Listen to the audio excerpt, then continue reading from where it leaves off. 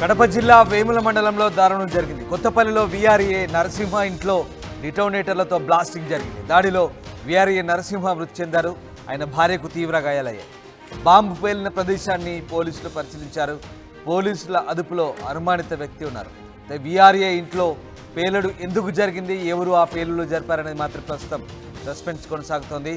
ఇక ఒక అనుమానిత వ్యక్తిని మాత్రం పోలీసులు అదుపులోకి తీసుకున్నారు. డిటోనేటర్లతో ఈ బ్లాస్టింగ్ జరిగింది. దాడిలో వీఆర్ఏ నరసింహ మృతి చెందారు. ఆయన భార్యకు తీవ్ర గాయాలయ్యాయి. బాంబు పేలిన ప్రదేశాన్ని పోలీసులు పరిశీలించారు.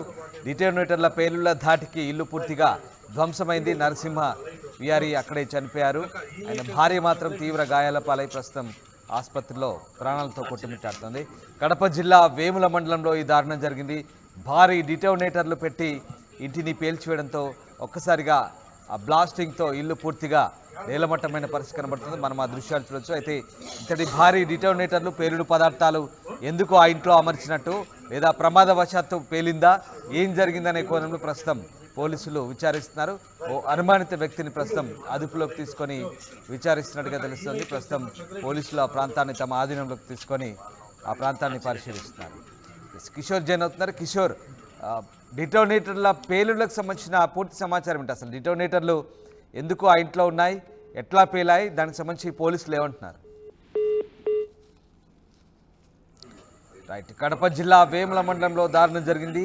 కొత్తపల్లిలో వీఆర్ఏ నరసింహ ఇంట్లో డిటోనేటర్లు బ్లాస్టింగ్ జరిగింది. దాడిలో వీఆర్ఏ నరసింహ మృతి చెందారు. భార్యకు తీవ్ర గాయాలయ్యాయి. బాంబు పేలిన ప్రదేశాన్ని పోలీసులు పరిశీలిస్తున్నారు. పోలీసుల అదుపులో అనుమానిత వ్యక్తి ఉన్నట్టుగా తెలుస్తుంది.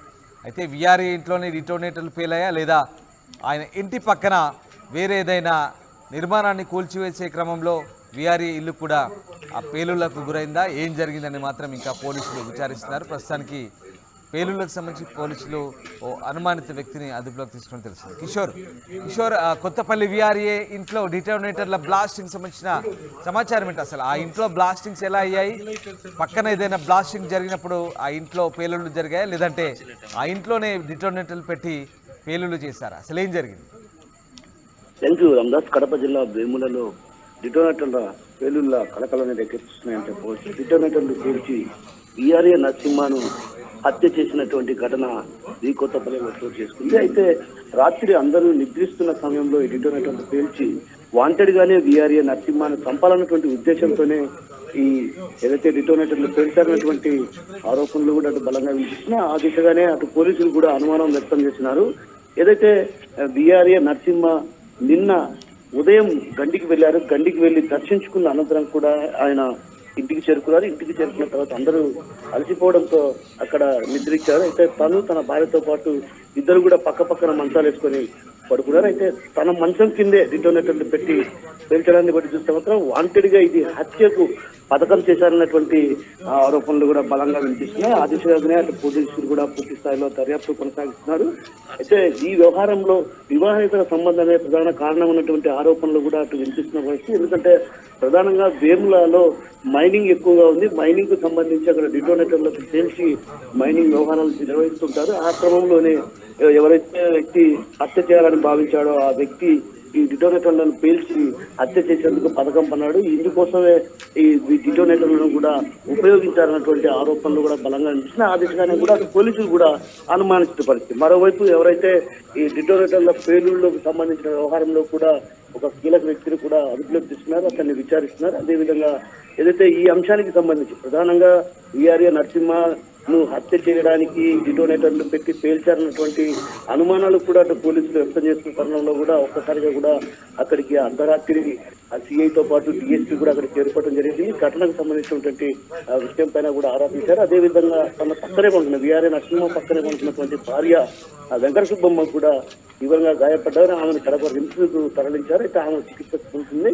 అయితే ఆమెకు ప్రాణాపాయ స్థితి కూడా ఉందన్నటువంటి భావన అటు వైద్యులు చెప్పడంతో కూడా ఒక రకంగా కుటుంబంలో విషాద ఛాయలే అందుతున్నాయని చెప్పవచ్చు. ఇందుకు ప్రధాన కారణాలు అసలు డిటోనేటర్లు పెట్టి పేల్చి హత్య చేయాల్సినటువంటి అవసరం ఏమొచ్చిందన్నటువంటి కోణంలో కూడా అటు పోలీసులు పూర్తి స్థాయిలో దర్యాప్తు కొనసాగుతున్నారు. మరోవైపు ఏదైతే ఈ అంశానికి సంబంధించి ప్రధానంగా ఎందుకు హత్య చేయాల్సి వచ్చింది, అసలు వీటి వెనుక ఉన్నటువంటి ఏందన్నటువంటి విషయం పైన కూడా ఇప్పటికే పోలీసులు కూడా ఆరాధిస్తున్నారు. ఆ దిశగా కూడా దర్యాప్తు కొనసాగుతుంది. మరోవైపు వేంపల్లలో ప్రధానంగా మైనింగ్ ఉన్నాయి. మైనింగ్ డిటోనేటర్లను ఎక్కువగా తెప్పిస్తుంటారు కాబట్టి ఆ క్రమంలోనే డిటోనేటర్లను తెచ్చి ఇంట్లో పేల్చారన్నటువంటి అనుమానాలు కూడా బలంగా వినిపిస్తున్న తరుణంలో ఆ దిశగా కూడా పోలీసులు దర్యాప్తు కొనసాగిస్తున్నారు. అయితే ఈ అంశం పైన ఏదైతే వివాహేతర సంబంధమే ఇందుకు ప్రధాన కారణం అన్నటువంటి బలమైనటువంటి అనుమానాలు కూడా అక్కడ వ్యక్తం చేస్తున్న పరిస్థితి. అదేవిధంగా గ్రామంలో కూడా ఇటీవల కాలంలో కూడా వీరిపై ఎవరైతే వివాహేతర సంబంధం కారణంగానే ఇది జరిగిందన్నటువంటి భావన కూడా అటు గ్రామస్తుల్లో వ్యక్తం అవుతున్న పరిస్థితి ప్రధానంగా కనిపిస్తుంది. Thank you Kishore. కడప జిల్లా వేముల మండలం కొత్తపల్లిలో వీఆర్ఏ నరసింహ ఇంట్లో డిటోనేటర్ల బ్లాస్టింగ్తో వీఆర్ఏ నరసింహ మృతి చెందారు. ఆయన భార్యకు తీవ్ర గాయాలయ్యాయి. బాంబు పేలిన ప్రదేశాన్ని పోలీసులు అయితే పరిశీలించారు.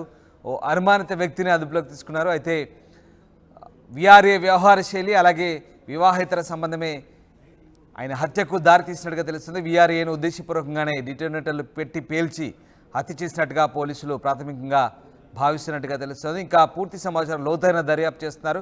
దీనికి సంబంధించి ప్రస్తుతం అయితే అనుమానాలు వ్యక్తమవుతున్నాయి. మరి పోలీసుల దర్యాప్తులో ఇంకా ఎలాంటి విషయాలు బయటకు వస్తాయి, వాస్తవాలు ఏంటన్నది తెలియాల్సి ఉంది.